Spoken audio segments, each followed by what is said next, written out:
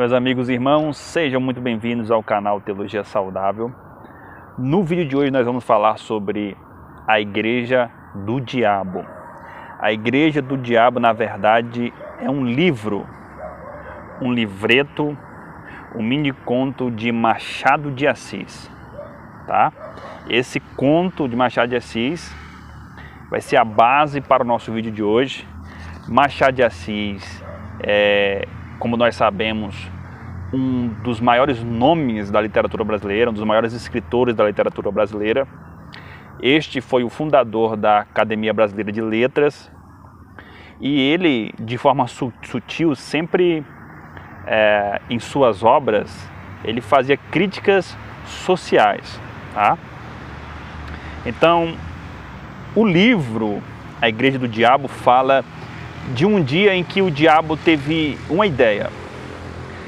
Esta ideia que o diabo teve, apesar dele estar obtendo um sucesso em suas empreitadas, é uma ideia que ele teve diferente, uma ideia de fundar a sua própria igreja, a sua própria religião. Este seria um meio, segundo o diabo, de combater as outras religiões. Então o diabo, quando tem essa ideia, ele vai até Deus para falar sobre a sua ideia. Na verdade, quando o livro faz esta afirmação do diabo ir até Deus falar sobre essa ideia, nós entendemos que o diabo vai até Deus para pedir permissão a ele para fundar a sua igreja. E essa é uma verdade teológica. Conforme nós vemos lá no livro de Jó, capítulo 1, versículo 6, o diabo ele vai até Deus pedir autorização para tocar em Jó, demonstrando assim que o diabo é apenas uma criatura e que precisa da autorização de Deus para certas e muitas coisas, tá? No livro de Jó diz que o Senhor fala, né? Eis que tudo está em tuas mãos, mas contra ele não estendas a mão. Deus estava então autorizando ao diabo tocar em tudo que Jó tinha, mas não tocar no seu corpo físico, tá? Então esta é a primeira verdade teológica que nós encontramos nesse livro de Machado de Assis. Segundo, toda vez que o diabo se direciona a Deus em um diálogo, este fala Senhor. Nós observamos que toda vez que o diabo se direciona a Deus, ele fala Senhor, demonstrando que acima de tudo o diabo reconhece a Deus como Senhor de todas as coisas, como Senhor soberano de todas as coisas. Esta então é uma outra verdade teológica. Deus então vai questionar de o porquê o diabo só agora está pretendendo fundar a sua igreja. Só agora ele obteve esta ideia. O diabo, em um tom desafiador, diz que está cansado da sua desorganização. E por isso, esta seria a sua cartada final contra Deus para assim vencê-lo de uma vez por todas. Então Deus o autoriza, assim como acontece no livro de Jó, e o diabo vai à terra, e ele não perde um minuto sequer. Quando ele chega na terra, ele começa a espalhar uma nova doutrina extraordinária. O livro retrata dessa forma, o livro descreve dessa forma, uma nova doutrina extraordinária. E essa também é uma verdade teológica. No livro de Gálatas, capítulo 1 e versículo 8 diz: mas ainda que nós mesmo, ou um anjo do céu, vos anuncie outro evangelho, que não seja esse que nós tenhamos anunciado, que ele seja anátema, que este seja amaldiçoado. Então, o diabo aparece na terra anunciando um outro evangelho para as pessoas. Qual, então, era o teor da mensagem? Qual era o teor da doutrina da igreja que o diabo estava estabelecendo na terra? Ele prometia aos seus fiéis as delícias da terra, todas as glórias e os deleites mais íntimos. É exatamente assim que o livro retrata a doutrina da igreja do diabo. E isso também não é aquilo que nós estamos vendo hoje em dia. Muitas igrejas estão prometendo isso mesmo. Estão prometendo uma vida de prosperidades e glórias na terra.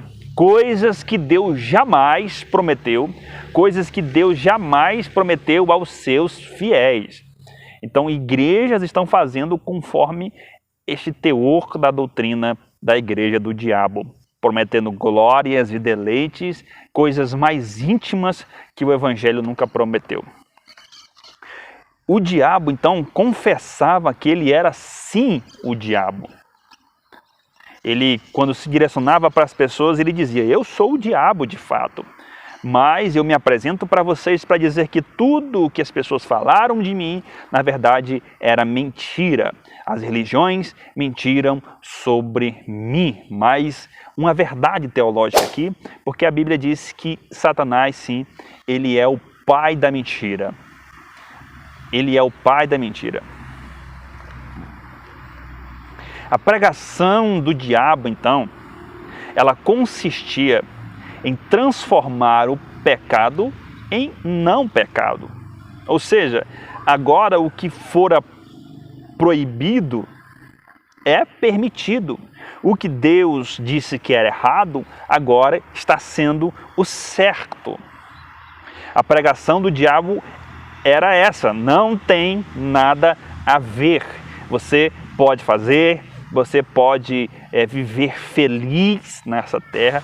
Assim, a igreja do diabo arrebatou uma multidão em todo o mundo. Ela cresceu de forma sem igual.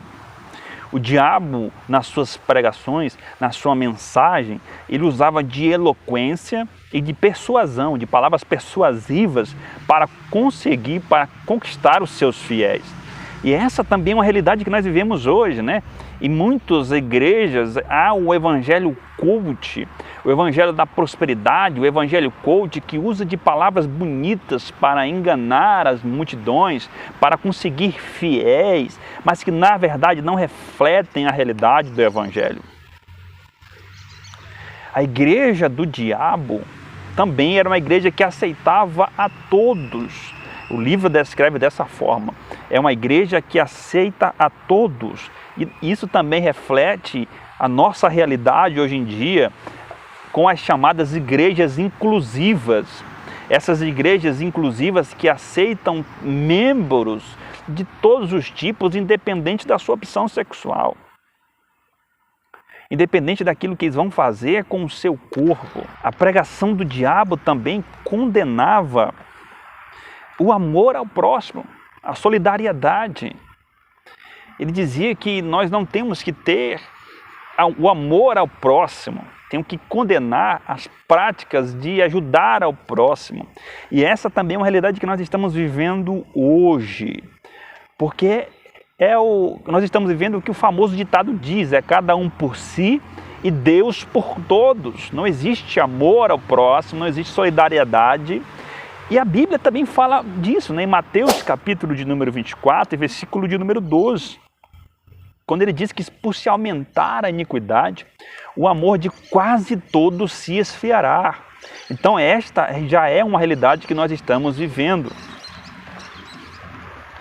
Com todas essas mensagens, com toda essa libertinagem proporcionada pela pregação do diabo, as multidões vieram aos montes. Ele arrebatou multidões, milhares de fiéis, e a igreja do diabo então se tornou a maior igreja, a maior religião do mundo. Só que com o passar do tempo, o diabo começou a observar que os seus fiéis começaram a fazer práticas de bondades escondido. Cada um deles começava a fazer coisas boas, coisas que o diabo detestava, coisas que o diabo dizia para não fazer, né? Então o diabo ele fica frustrado quando ele vê que os seus fiéis começaram a fazer coisas boas. Então ele vai diante de Deus novamente, falar da sua frustração por ver que os fiéis estavam voltando às práticas ou praticando coisas boas novamente. Nesse ponto aqui, nós vemos um erro do escritor Machado de Assis. Porque, na verdade, o diabo não fica frustrado quando ele vê pessoas más fazendo coisas boas. Porque ser mal e praticar coisa boa para Deus não significa nada. Ter a natureza caída e pecaminosa e praticar pequenas coisas boas não significa nada para Deus. A Bíblia diz no livro de Isaías, capítulo 64, versículo 6, que para Deus as nossas obras de justiça são como os trapos da imundícia. Para Deus não significa nada fazer coisas boas. E o diabo também não fica frustrado pelas coisas boas. Existe aquele velho ditado que diz que aquele que está em cima do muro já é dele, já pertence a ele. Nós devemos entender então que esses atos de bondade que nós, seres humanos pecadores, fazemos, eles não podem nos salvar. Não dizem respeito à salvação fazer coisas boas. Porque nós somos salvos pelo mérito de Cristo na cruz do Calvário. Quem faz em nós uma obra redentora, salvadora, é Cristo na cruz do Calvário. O mérito, a glória é dele. Não há nada que possamos fazer, não há esforço algum nosso que possa nos fazer chegar até o céu sozinhos.